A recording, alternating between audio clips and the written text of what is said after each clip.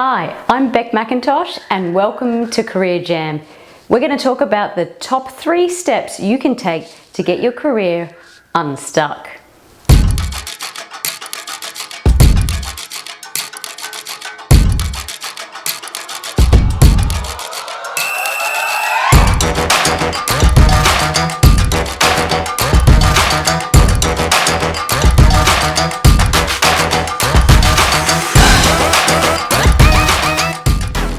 To make sure we got the base level things sorted first. So really baseline, a lot of things get let go when you're feeling lost. A lot of things tend to sort of get lower down the priority list, like your health, what you're eating, how much time you're sleeping. So get yourself as a first step into some baseline healthy habits. Make sure you are getting enough sleep. Carve out some time within your day, a little bit of time for you to do the things that you enjoy. Make sure they're free. They're often always the best ones that are good for the soul. Things like taking a walk in the forest, getting back to nature, taking some time out with the family, and it might even be sort of going to the beach, getting your feet in some sand, grounding yourself a little, and then thinking about the healthy habits you have in terms of your eating and maybe even some exercise, just getting some fresh air, filling up the lungs, taking a little bath. The little things that you do that you've forgotten about that may make you happy or may bring you back to a baseline which will help utilize that brain power that you have to make some good decisions and put some energy into researching career paths.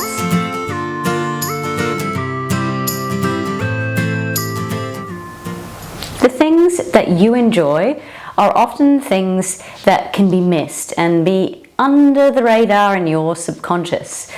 Start by looking at some of the data points that you have made a footprint of over the last year.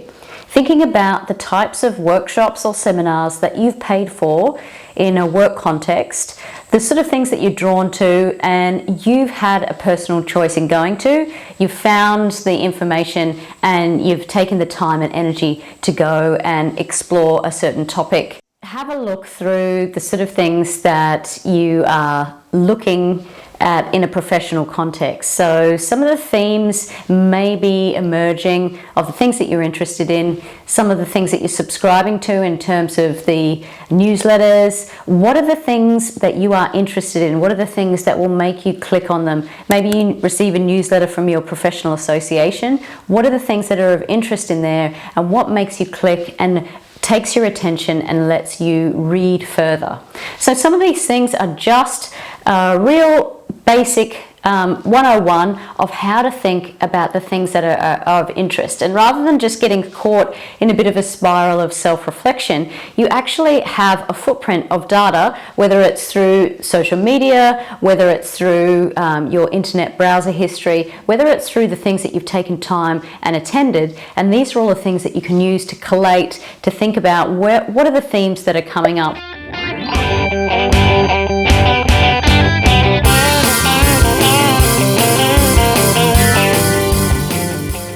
Take a look at your resume or CV.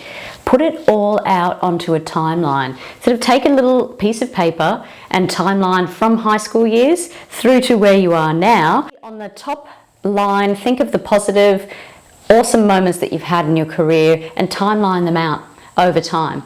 Then look below the line at some of the things that haven't worked out so well, some of the super challenging times, and timeline those places below the line.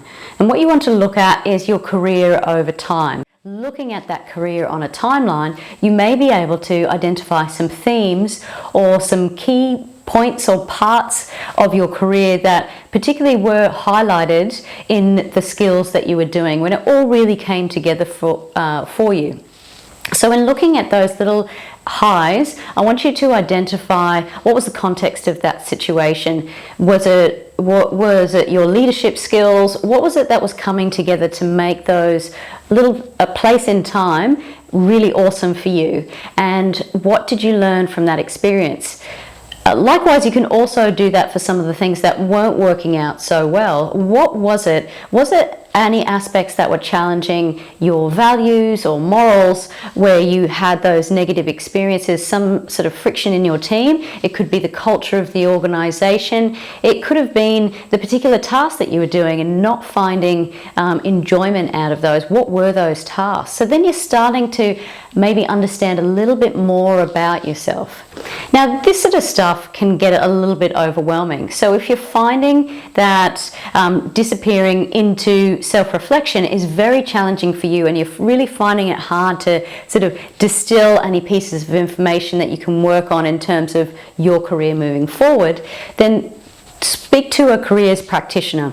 A career practitioner is someone that can help you with your self-reflection. They also go into your values, so you can sort of, rather than just Googling and finding a whole list of values and then picking your top 5 and maybe thinking about it in that context, a careers practitioner can take you through some assessments, and they also take you through those things that help you understand your career story and build up that narrative of where you've been, and maybe thinking about the destinations of where you want to go. So don't feel like you are isolated and have to do this process all by yourself. There are national careers associations in almost every country in the world. I'll put those little details in the notes, and feel free to reach out to someone in that career practitioner network to get that expertise that you might need. 9 to 5, it really gets to me and barely keeps me alive. 9 Step 2 is desktop designing your new roles, and we're going to use 2 words that is the theme for this step 2, and it's curiosity and creativity. So if those words freak you out, please take a breath. This is going to be completely harmless for you. So curiosity is really a chance for you to be open, and the way that we're approaching these is to shake off any of those sort of assumptions you have about who you are, maybe some of that conditioning about who your family, your cultural background says that you have to be in that work context. So when we kind of leave that behind, step into a new place and really bring that curiosity and creativity in terms of creating something new, thinking about things a little differently. So thinking about that career pathway and what that perfect pathway will look like for you. That can be quite overwhelming, and we'll just break it down into the sort of creation of your perfect day. So grab a piece of paper, make it nice and big. You can get a whiteboard, anything out that helps you to be a little bit more creative. And then start thinking, maybe you have the central bubble of yourself, and from that central bubble you start sort of listing out some of the conditions under which you thrive. You may refer back to your timeline, some of those epic opportunities that really let your skills shine in that work context, and you want to just start brainstorming those out. You might think of the sort of the way your day is set up. What times do you like to start? Are you a morning person? Are you a night owl? Thinking of just some of those sort of structural things that you like about your day. When do you like to do the thinking part of your work? Is it an after lunch, get the admin out in the first part of the day, or do you do your thinking part in the top half of the day? Even some of these tasks can help you think about how you'd like to structure or change the role that you currently have to make your conditions absolutely optimal. Then you want to think about the other sort of things within your role that you enjoy doing. So it might be certain tasks, like maybe things that you are particularly skilled at in terms of your technical skill, maybe some educational background that you've had. So it might be in terms of that communications context. It could be in a technical discipline in terms of engineering, in the sciences. So thinking about the technical skills that are quite high level for you and the things that you particularly enjoy about those technical skills. Thinking about the way you like to work. Are you methodical? Do you like to work with workflows? Are you organized? Sometimes if you're stuck for the things that you're particularly good at and you're a little bit humble, then you might think about things like the supervision reports that you've had within your work context. Are there any leaders that have highlighted particular skills? You can even ask some colleagues, the close colleagues that you get along well with, the sort of skills that they would say that they would come to you to get help with. So you might not identify these as your key skills. You might not have even had an educational background in this area, but colleagues around you would identify you as a bit of a specialist in this area, and so something to really list down when it comes to the skills that you have in that work context. And then thinking about a little broader about the sort of organisation and the values that the organisation has. How important is the transparency of that organisation? How important is their mission statement or values to really keep you connected into that role? And then maybe about who you serve. Who are your clients or customers? Is there a particular demographic or part of that client group that you really love to serve? Do you like to be really close to the action and want that customer feedback? Or do you like to be more at a strategic level, thinking about how you like to work and serve those customers? But maybe who are those customers, and do you have a particular preference where you're really feeling, if you're working with this particular type of customer or demographic, that you're really operating at your highest level? So let's look at that little bubble and have a look at that perfect career pathway for you. And let's move on to step 3.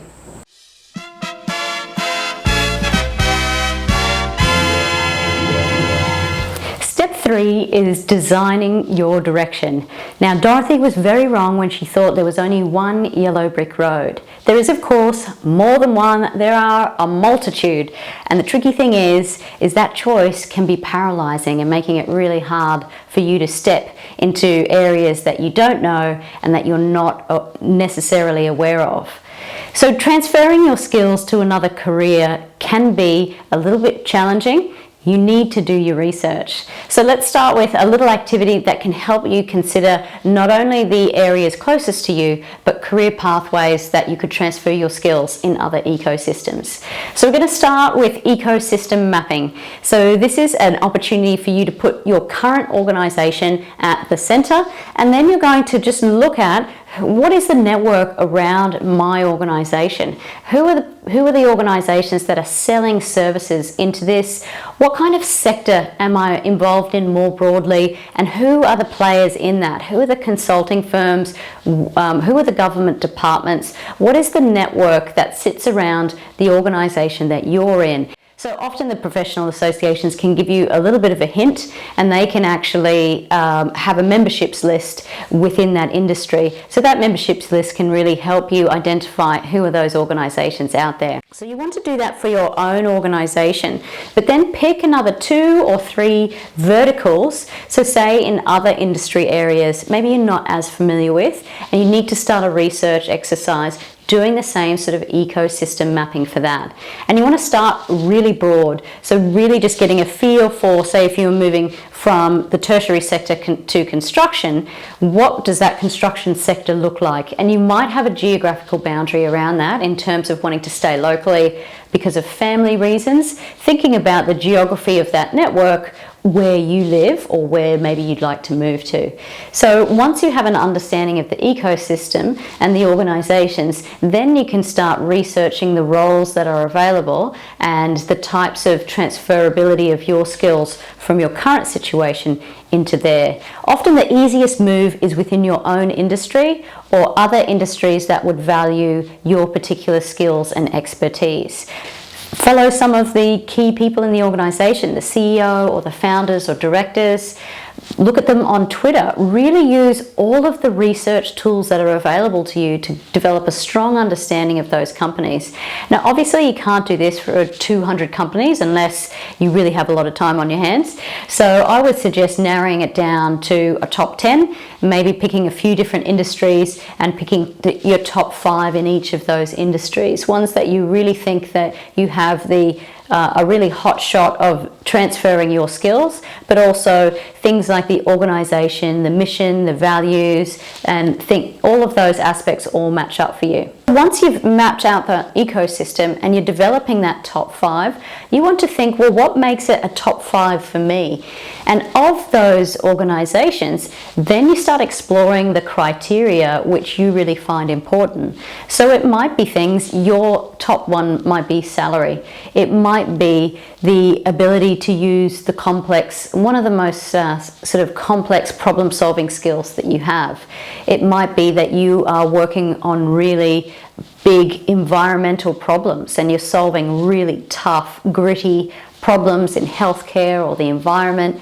It might even be that you want to have impact as a focus. Once you start understanding what your key criteria is, when you're starting to investigate some of these roles in these organizations, you have a filter or a criteria that you're running through when you're applying through these roles. And that really helps you sort of narrow your focus down and make your time and use of your time and resources far more efficient. So in terms of things that are important, salary, impact, the types of things that you'll be working on are all part of the things that you might be interested in. It might also be what the travel opportunities are. What are the fringe benefits of being in that organization? How does that organization fit in with your lifestyle, and does it provide you with flexible work conditions? Thinking about all of these aspects when you're layering that ecosystem map maybe helps you, one, identify your own personal criteria and the things that you would prioritize one on top of the other, but also identifies things that are important to you and going forward in your career, narrowing down your focus so you can be more efficient. So now we've gone through our top 3. We've looked at the parts that make you whole. We've looked at desktop designing your new role, and we looked at designing your direction in step 3. The next steps are really the crucial parts in executing the strategy. It's great to know where you're going, but unless you have a plan to get there, it's all going to sort of fade into the background in a busy life that you have. So next steps is focusing on your LinkedIn, and you can have a look at this wonderful LinkedIn clip that we've done for you before. You need to be productive in this process, getting some time for you to do this and making that time available to yourself. But the other crucial part is networking, and this is probably the key way that people get their jobs. 70% of people do get their jobs through networking. If you're a mid-career professional, then even more so, you would have a network that you can draw on.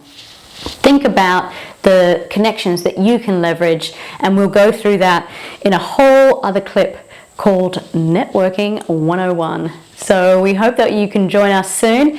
If you've got any key tips on how you've got your career unstuck, we'd love for you to post it in the comments below. I hope you enjoyed it. Please check out the other videos, like and subscribe to Career Jam.